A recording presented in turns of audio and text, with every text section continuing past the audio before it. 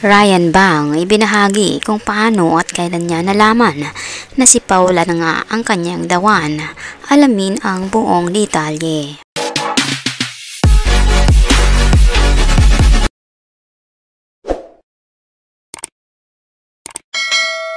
Magandang araw mga kaibigan, welcome back to our YouTube channel, Be Truth.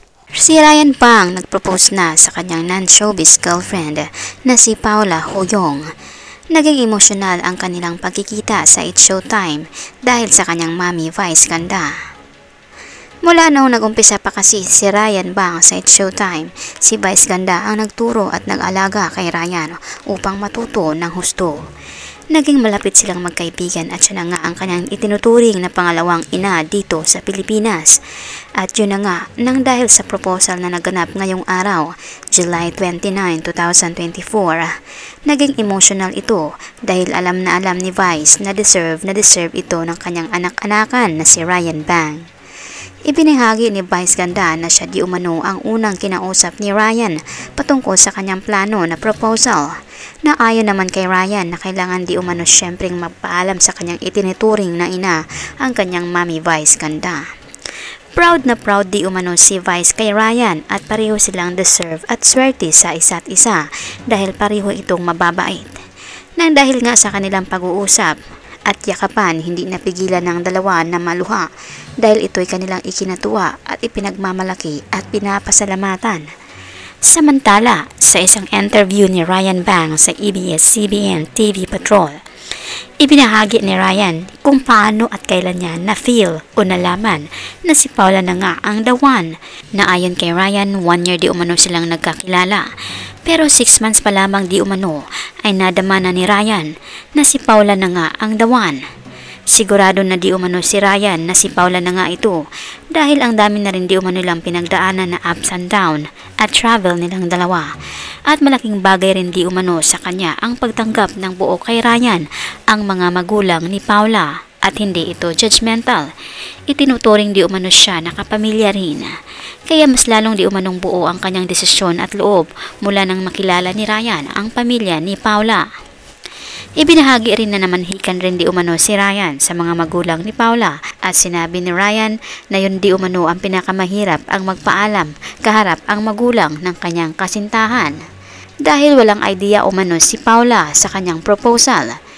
Dahil nga sumakto na birthday sa kapatid ni Paula, parang kunyari di umano ay celebration sa kanyang kapatid sa coffee shop ni Paula. Pinili di umano ito ni Ryan na doon dahil yun di umano ang pinakaunang brand ni Paula at hands-on siya dito. Binahagi rin ni Ryan sa It's Showtime na mas lalong hindi umano siya aalis ng Pilipinas noong nagbibiro si Vice na aalis ka na ng Pinas.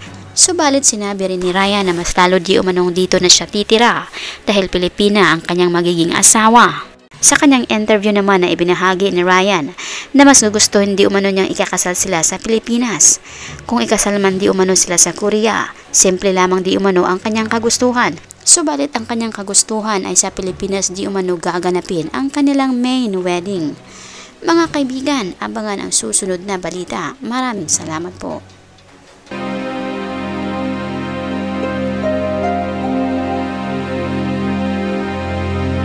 By the way mga kaibigan, mag-shoutout na naman po tayo sa mga latest or newest comment ng aming minamahal na viewers. Malakas ang shoutout kay Sig Sauer 0210.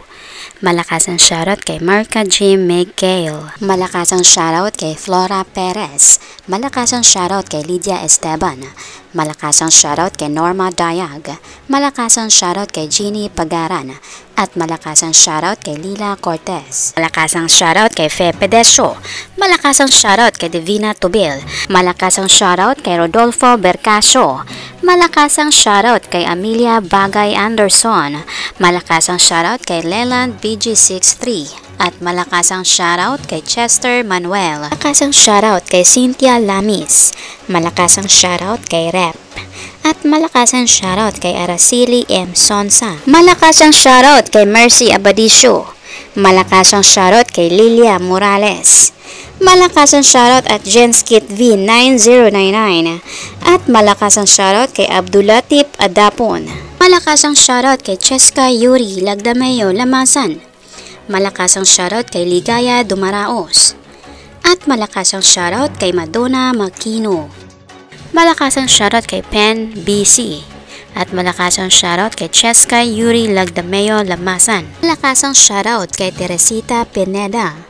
Malakas ang shoutout kay Celia Cabarubias. Malakas ang shoutout kay Josie Duray.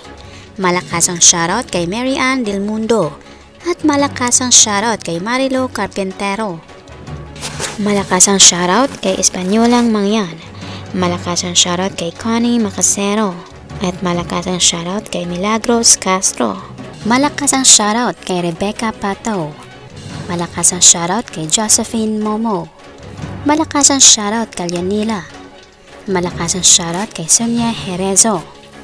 Malakas ang shoutout kay Jocelyn Gonzalez. Malakas ang shoutout kay Judy PH2013. Malakas ang shoutout kay Chabi Nawer Hinsayaw. Malakas ang shoutout kay Rose Shason. Malakas ang shoutout kay Luz Diminda Limpangog. Malakas ang shoutout kay Carmelita Cruz. Malakas ang shoutout kay G Cute. Malakas ang shoutout kay Beatrice Guillermo. Malakas ang shoutout kay Bertilia Impantig. Malakas ang shoutout kay Dizzy Herbert. Malakas ang shoutout kay Alex Marquez. Malakas ang shoutout kay Cristina Santa Maria. Malakas ang shoutout kay Aurora Castillo. Malakas ang shoutout kay Marlo Enghog. Malakas ang shoutout kay Flor de Lisa Bagsik. Malakas ang shoutout kay Sofia. Malakas ang shoutout kay @user YBYP3XC2G. Malakas ang shoutout kay Lulu Brines. Malakas ang shoutout kay Adelaida Magin. Malakas ang shoutout kay Rosary B. Kabilangan. Malakas ang shoutout kay Jessica Mahusay. Malakas ang shoutout kay Atali11720. Malakas ang shoutout kay Maria Cristina Mabalot. Malakas ang shoutout kay Emilio Dawkay. Malakas ang shoutout kay Sandra. Malakas ang shoutout kay Chris David. Malakas ang shoutout kay Genesis. At malakas ang shoutout kay Remilia Abilia. Malakasang palakpak po sa inyong lahat. Marami pong salamat sa inyong pagbibisita at pag-effort na rin na magkomento. Pasalamatan din po namin kayong lahat naming minamahal na viewers. Nag-comment man po kayo o hindi, na-appreciate po namin ang inyong pagbibisita.